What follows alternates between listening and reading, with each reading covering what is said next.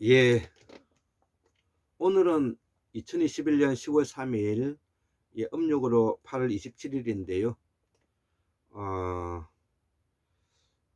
일요일이지만, 국제대차 총연맹 10강, 신에 대한 설명을 지금 하고 있죠. 오늘 5번째 이제 강의로서, 어, 공에 대해서, 설명하겠습니다. 그동안에 첫 번째 강의로서, 신은 어떻게 부르고 있는가? 신은 어떻게 부르고 있는가? 그래서 신에 대해서 설명을 해드렸고요. 그 다음에 두 번째는 우주 창조선은 어떻게 탄생했는가? 우주 창조선은 어떻게 탄생했는가? 그 다음에 우리에게 있어서 영원선은 어떤 것인가? 영원선은 어떤 것인가? 네 번째, 인간이 우주의 본성을 닮아가는 과정을 설명했고, 오늘 5번째, 우주의 본성을 닮아가는 과정으로서 오늘은 공에 대해서 설명하겠습니다. 우리가 불교에서 공 많은 이야기 하지 않습니까? 공, 색적시공, 공적시생 뭐 이런 이야기도 있고요. 또 공은 왜 공이라고 하는가?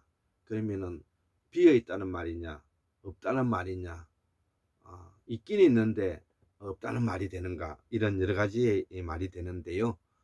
이거를 우리가 어원을 바탕으로 해서 오늘 제가 설명을 드리고자 합니다. 자, 그래서 우리가 이 공에 대해서는 가장 기본적으로 우리말의 뿌리를 찾아보면 학문을 하기가 쉬워집니다. 왜냐하면 우리말이 카라마야어고, 우리 카라마야어가 그리스에게 영향을 주었고, 또 실담에게 영향을 주었고, 또 그리고 한자에 영향을 주었던 것이죠. 그래서 옛 우리 조상들이 한자도 만들고 그 다음에 산스크리트도 만들었던 이유가 여기에 있는 것이고요. 그리스어도 마찬가지고요. 물론 그 외에 지금 현재 뭐 프랑스나 영어 이런 것들은 뭐 당연한 것이고요. 자, 그래서 우리가 이 공을 이해하려면은 우리의 한자인 목숨 숫자를 알아야 되는 것입니다. 저도 김태수인데 숫자가 목숨 숫자죠. 그러면 숫자인데 왜 목숨 숫자냐 이거죠. 목숨 숫자는 다른 말로 생명 숫자라는 것이죠. 그러면 생명 숫자는 바로 본성과 관계된다는 것이죠. 그러면 본성은 어디서 왔느냐? 본질에서 왔다는 것이죠. 그럼 본질은 무엇이냐? 유무기적 확조 원소라는 것이죠. 유무기적 확조 원소가 유기적 확조 원소로서 본성으로 가고 무기적 확조 원소로 본질로 남게 되는 것입니다. 그러면 본성과 본질은 어디서 왔는가? 그것은 우주의 원소에서 온 것이죠. 그러면 우주의 원소는 몇 개로 이루어져 있는가? 90여 종의 원소와 플러스 인간이 인위적으로 만들었던 17개를 포함해서 지금 현재 우주의 원소는 107가지로 이루어져 있죠. 그 107가지 원소는 어디서 왔는가? 소립자에서 온 것입니다.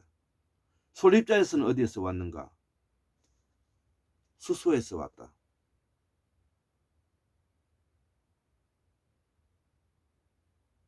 그것을 우리는 어떻게 표현하는지 그 우주로가 표현한다. 그러면 그 우주는 어떻게 이루어져 있는가? 별이 비추는 밝음과 암흑물질로 이루어져 있다. 이거를 우리는 우주 창조설이라 말하고, 이거를 우리는 은하수 별에서 찾았고, 북극성에서 찾았고, 그래서 하나님이란 이름을 가지고 있고, 이를 우리는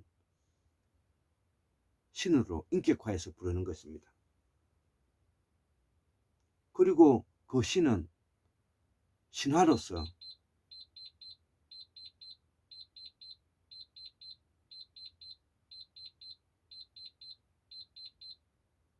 신화로서 전해오다가 우리가 역사시대의 기록문화로서 우리가 문헌으로서 지금까지 남아오는 것입니다.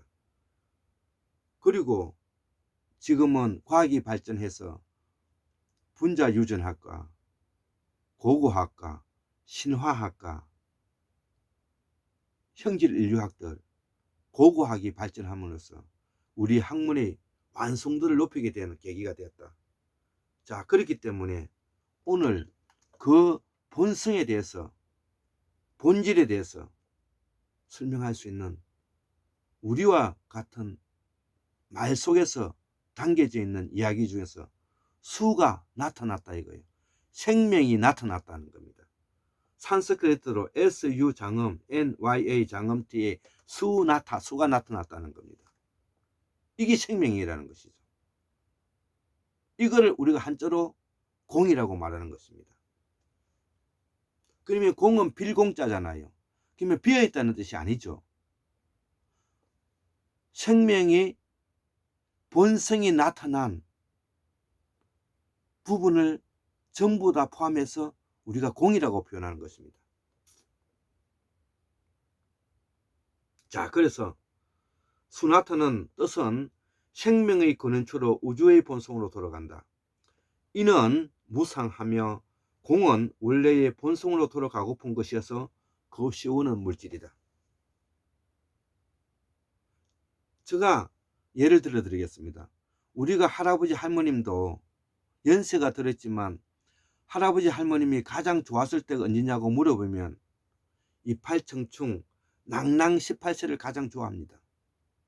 남자 나이 18, 여자 나이 16을 말하는데요.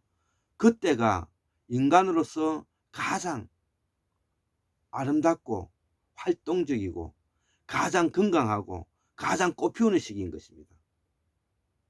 그때 사랑하고 연애하고 생식하고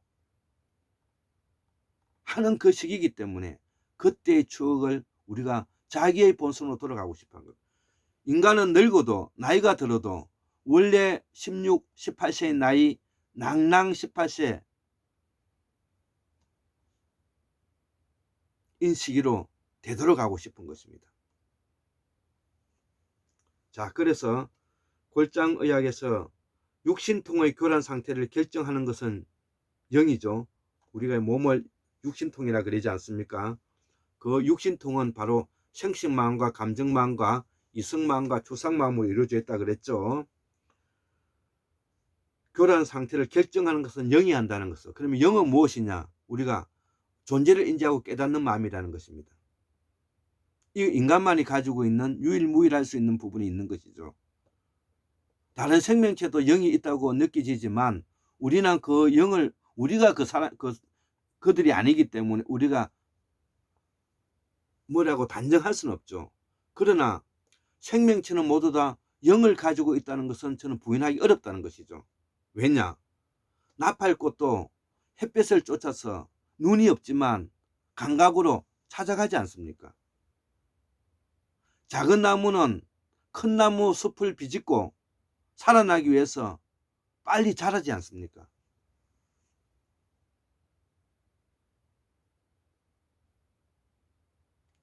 자, 그렇기 때문에 영이라는 것은 특히 호모사피엔스의 인간은 초자연적이고 초월적인 요소를 가지고 있는 추상적이고 가상적이고 상상적인 정신을 가지고 있기 때문에 이를 우리가 영이라 하고, 영은 존재를 인지하고 깨닫는 마음이라는 것이죠. 그리고 존재를 인지하고 깨닫는 세포가 될 수가 있고요. 물성을 본성으로 돌아가고 싶은 세포가 될 수가 있고요. 지혜의 본성으로 가고픈 세포가 될 수가 있고, 생식의 본성으로 가고 싶은 세포가 될 수가 있다는 것입니다. 제가 이렇게 한번 생각해 보았습니다. 정리를 해 보았습니다.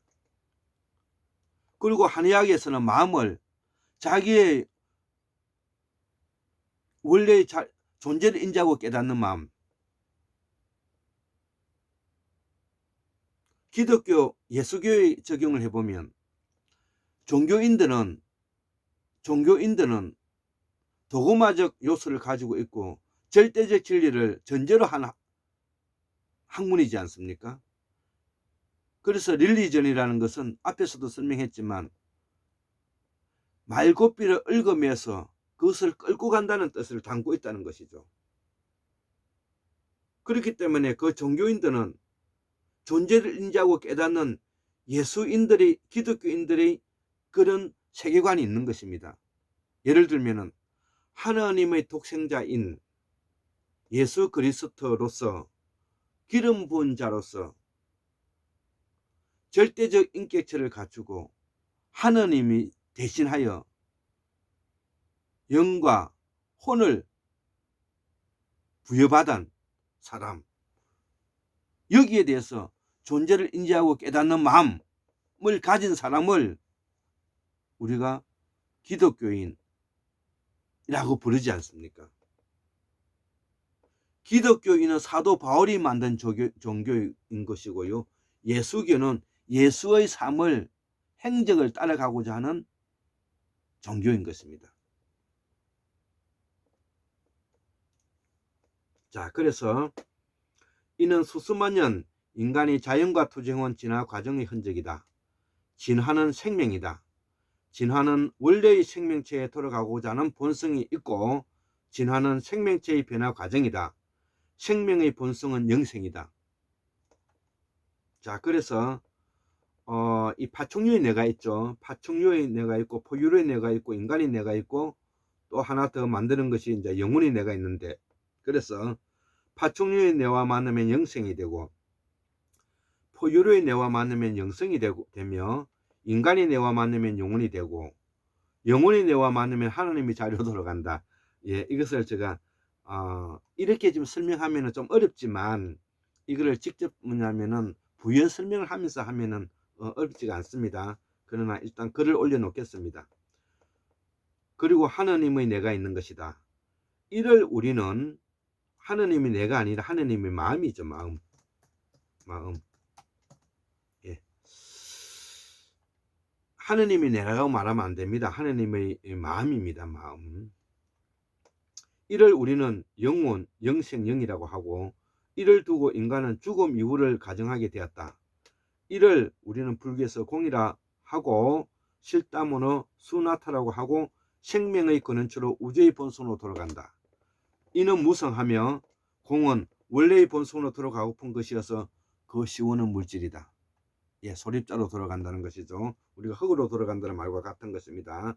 자, 그래서 여기에 관련되어 있는 내용들을 우리 종합실담학 개론에서 173페이지에서 177페이지 이쪽에서 많이 찾을 수가 있었는데요. 우리가 이런 공부를 바탕으로 해야 됩니다. 그래서 수나타도 있지만 우리가 수 틀렸다는 말도 있습니다. 수 틀렸다. 산스크리트로서 SU 장음, TRITA 장음 이런 건데요. 수가 틀렸다는 말은 무엇입니까? 생명이 틀렸다는 것입니다. 생명이 살아날 가망성이 없다는 것입니다. 우리 예전에 이웃의 할아버지, 할머님, 아버지가 이웃에 뭐냐면은 삼촌, 아재가 돌아가시면 그 사람 오늘 이제 살기가 어려워서 수 틀렸더라. 그러면 살아날 가망성이 없다는 것이죠.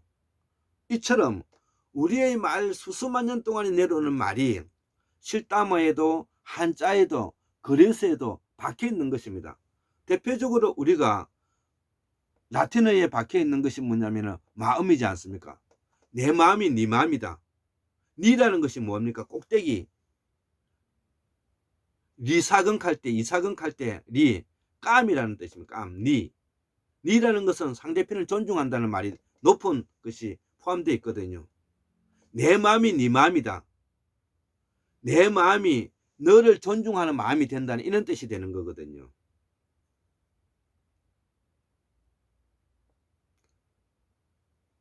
그래서 라틴어도 MAUN이지 않습니까? 마음. 자, 그래서 한 가지 더 말씀드리면 공과 관련되어 있는 것이 또 수가 아니다는 것이죠. 그러니까 공이 아니다는 것이, 공이 아니다는 것은 생명이 본선으로 돌아갈 것이 아니다는 것이죠.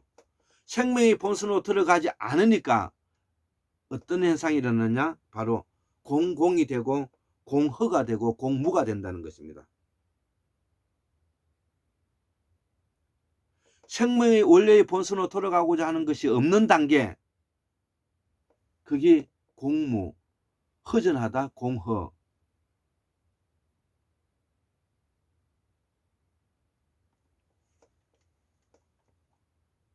예, 어렵지 않습니다. 예, 저 강의를 좀 자꾸 들여다 보면 뿌리와 깊이를 같이 공유하기 때문에 그래서 인간은 상상, 가상, 추상이라는 정신이 있고요. 이를 초월적이고 초자연적이란다. 이를 서양 철학자는 이데아라고 하죠. 인간의 사유 자체만이 존재한다고 보고 이들이 바로 서양 철학, 종교, 과학의 원동력이 되었다. 이는 어디까지나 가정의 학습 결과이다. 개념과 정의가 여기서 나왔다. 예, 서양 학문 철학과는 가정의 학문이죠. 그래서 그 가정을 하고 있는 나의 생각하는 사유 그 자체만이 진리라는 거 보는 것입니다. 그래서 데카르트가 나는 생각하는 고로 존재한다. 예, 가정의 학문이기 때문에 가정의 학문을 만들어내고 있는 그 사유하는 그 자체만의 절대적 진리로 본다는 것이죠. 그 절대적 진리가 바로 내가 존재하는 이유다.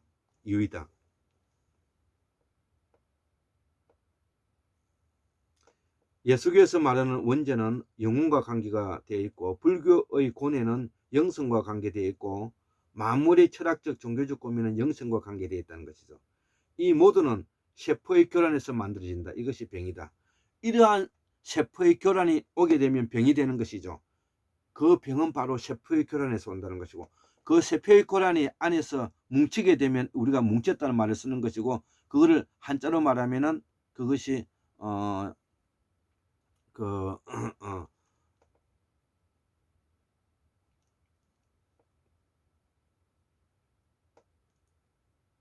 결절되었다.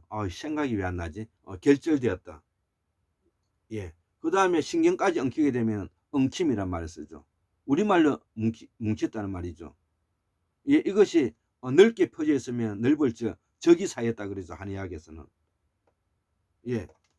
그래서 병은 세포의 교란에서 해방되는 것이다. 이것이 소주라고 정하고 세포 하나하나가 결정하는 과정을 우리는 영이라 한다. 이것을 우리가 골장의학이라 한다. 그래서 우리가 역사 공부가 의원과 학문과 과학과 의학은 한 몸뚱 안에서 이루어지고 있다는 그런 내용인 것입니다. 오늘 10월 3일 날 일요일 날 골장 김대수 제가 올립니다. 예, 감사합니다.